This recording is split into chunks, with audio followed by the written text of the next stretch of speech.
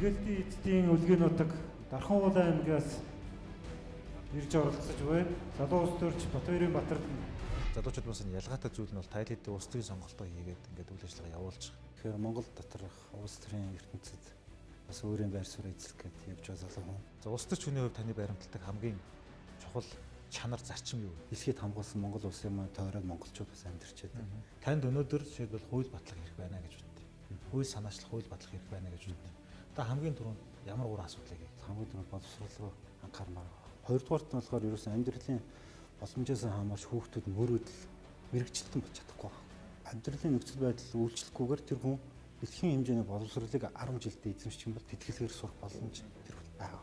Гуравт нь болохоор ерөөсөө бид нар Монгол хүний оюун ухааны генийг ашигласан тийм оюун ухааны бүтээлийг гаргах шаардлага. Монгол хүний оюун ухаан дэлхийн хөгжлийг тодорхойлно гэдэгт би итгэдэг. Баярлалаа. боловсрал хүн чанар хоёрыг дэнсэн зэр тавих юм бол аль нь төлөвжин тарах вэ? Боловсролыг болохоор тэр хүмүүс нутгшуулахдаа янз янзын хэлбэрээр нутгшуулчдаг байгаа.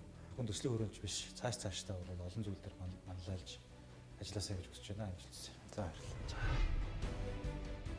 Батбаярын Бат Эрдэнэ Дархан аймгаас оролцогч, эдийн засагч, эрх зүйч мэргэжилтэй, магистр зэрэгтэй, англи, орос хэлтэй, Алтан түлхүүр компанийн захирал, Дархан аймгийн Монгол Ардын хувьсгалт намын дарга, иргэдийн төлөөлөгчдийн хурлын төлөөлөгч, тэргүүлэгч